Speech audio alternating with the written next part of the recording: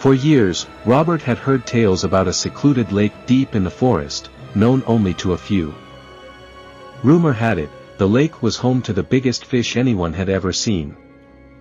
Determined to make the catch of a lifetime, Robert set out one early morning with his fishing gear. The hike through the dense forest was long and eerie, but he finally reached the mysterious lake just before sunset. The water was still, almost unnaturally calm, reflecting the deep orange sky.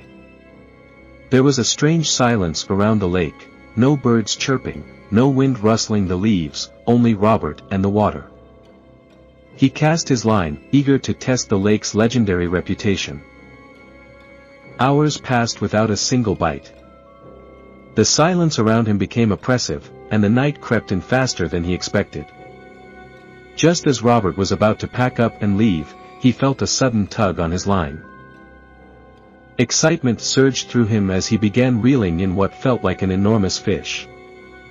But something was wrong, the pull on the line wasn't like any fish he had ever caught before.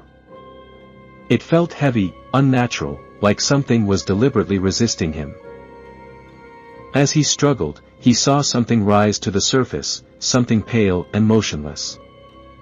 His heart dropped when he realized it wasn't a fish, it was a hand. Frozen in fear, Robert dropped his rod, but the hand didn't disappear. Instead, it began moving toward the shore, as if pulling itself out of the water. The figure emerged slowly, revealing the twisted remains of a body, its hollow eyes fixed on Robert. Panicking, Robert ran, abandoning his gear and never looking back. The next day, he returned with a friend to retrieve his things, but the lake was gone. There was no sign of water, no trace of his equipment, only an empty, dry patch of land where the lake had been.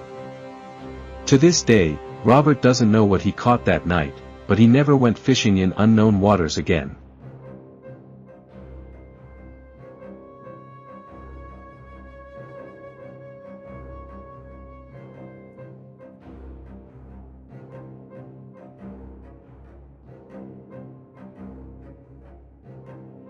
Tommy had been fishing the same river for years, a local legend among the community for always catching the biggest fish. One day, an elderly man approached him while he was on the dock, warning him about the waters. "There's a curse in this river," the old man said. Tommy laughed it off, dismissing it as nothing more than an old wives' tale. That evening, as the sun dipped behind the trees, Tommy felt a bite on his line like nothing he had ever experienced. It was strong, almost as if whatever was hooked was fighting with all its might to stay in the water. Excited at the prospect of a huge catch, Tommy fought back, determined to reel it in. After what felt like hours, Tommy pulled up what appeared to be a massive fish. But as he looked closer, his excitement turned to horror.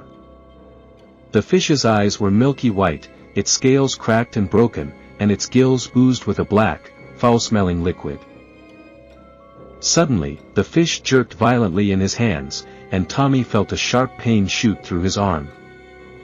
He dropped the fish and watched in horror as it writhed on the deck before sliding back into the water.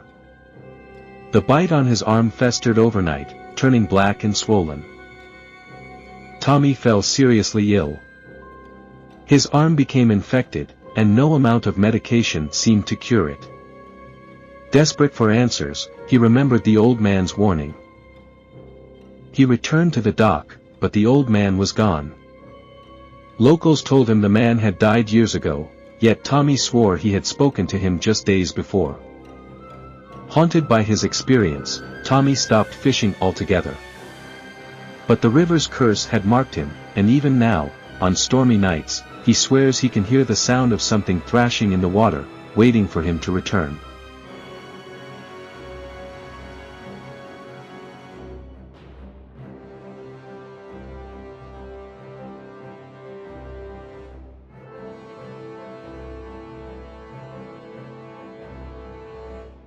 Jason and his friend David were seasoned fishermen who loved the challenge of night fishing.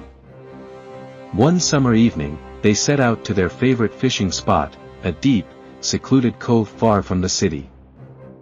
The moonlit water shimmered as they cast their lines and settled in for a long night. At first, everything was peaceful.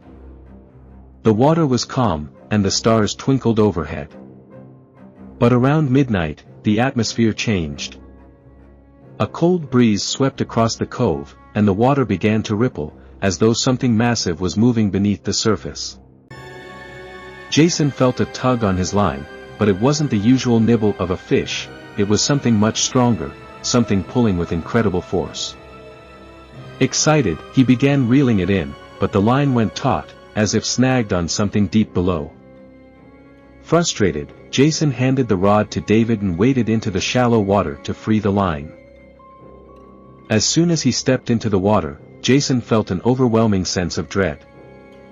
The water was colder than it should have been, and the deeper he went, the more he felt like something was watching him. Suddenly, David shouted from the shore, "Get out of the water!" But before Jason could react, something grabbed his ankle. He screamed as he was pulled under, the water closing over his head in an instant. David rushed into the water, desperately searching for his friend.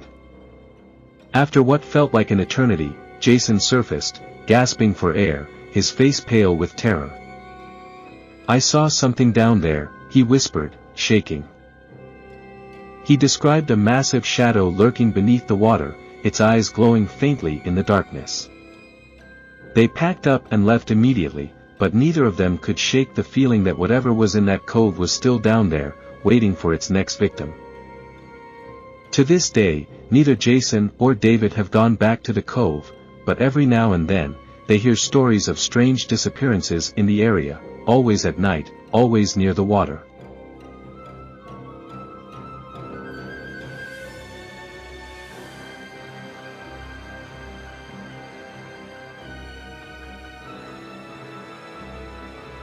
Evan loved fishing in quiet, remote spots. There was something peaceful about being alone with nature, far from the noise of the city. One day, he discovered a small, isolated pond deep in the woods, a place so quiet it seemed like the rest of the world didn't exist. Excited by the prospect of an untouched fishing spot, Evan set up his gear and cast his line. Hours passed without so much as a nibble, but Evan didn't mind. The tranquility of the pond was enough to keep him content. As dusk approached, the sky turned a brilliant orange, and Evan decided to cast his line one last time. Suddenly, his line jerked violently, and he was nearly pulled into the water. Whatever was on the other end of the line was strong, far stronger than any fish Evan had ever encountered. He fought to reel it in, his heart pounding with both excitement and fear.